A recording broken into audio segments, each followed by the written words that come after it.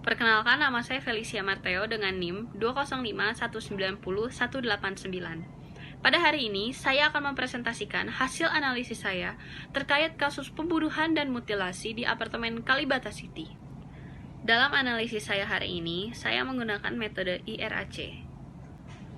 Yang pertama, saya akan menjabarkan beberapa fakta terkait kasus pembunuhan dan mutilasi di apartemen Kalibata City. Pasangan sejoli Laeli dan Fajri membunuh dan memutilasi seorang karyawan swasta bernama Rinaldi dengan motif desakan ekonomi. Modus pelaku berawal dari aplikasi kencan online.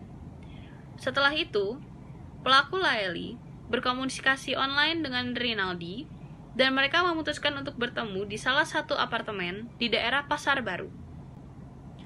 Melanjutkan motifnya, pelaku Fajri memergoki Laeli dan Rinaldi yang sedang berhubungan badan. Dengan hal itu, Fajri memeras Rinaldi dengan tuduhan telah bersetubuh dengan istrinya. Namun korban menolak. Karena korban menolak, pelaku memukul kepala korban sebanyak 3 kali dan menusuknya 7 kali.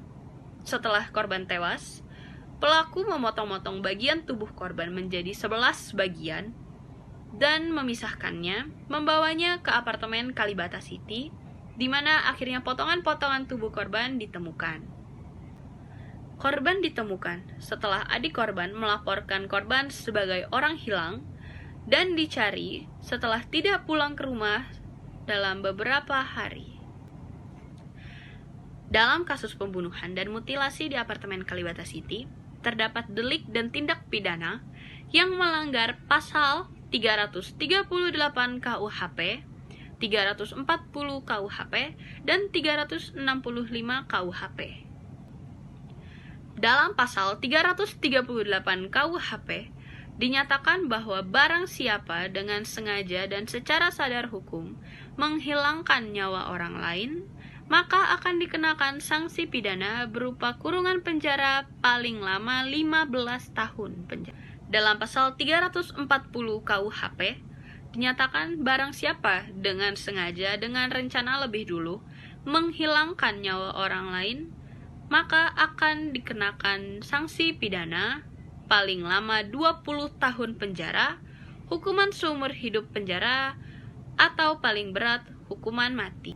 Pasal terakhir yang dilanggar adalah pasal 365 KUHP yang mengatakan barang siapa dengan sengaja dan dengan secara sadar hukum merampas atau mengambil barang atau hak milik orang lain, maka akan dikenakan sanksi penjara paling lama 9 tahun penjara.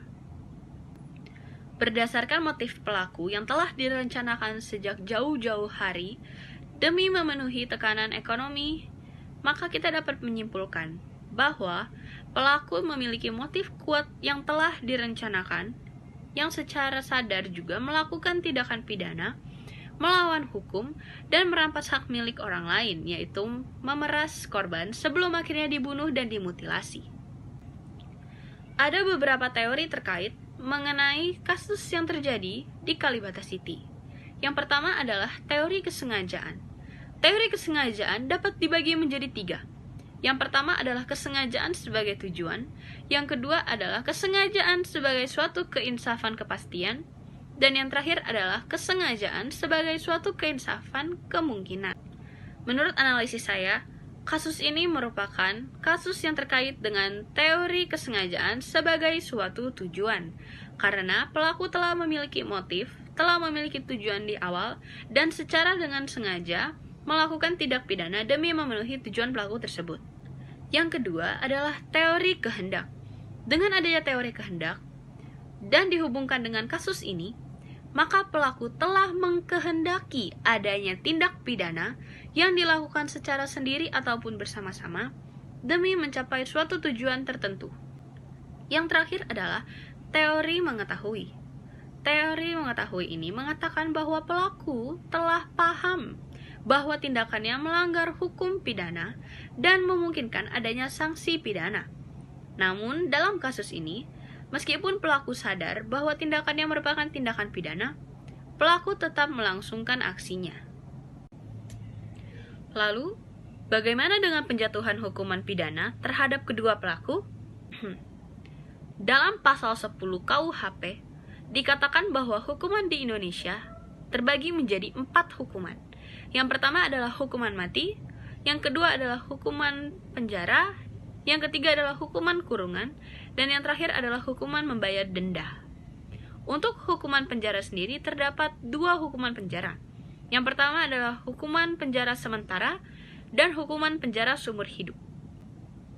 Kumulasi hukuman di Indonesia menggunakan kumulasi terbatas, yang artinya masa tahanan paling lama di Indonesia apabila pasal yang dilanggar berlapis adalah selama 20 tahun penjara, yang artinya masa tahanan seorang narapidana tidak dapat melebihi hukuman 20 tahun penjara. Mari analisis pasal-pasal yang dilanggar oleh pelaku. Yang pertama adalah pasal 338 KUHP, menghilangkan nyawa orang lain dengan sengaja dengan hukuman pidana penjara paling lama 15 tahun penjara.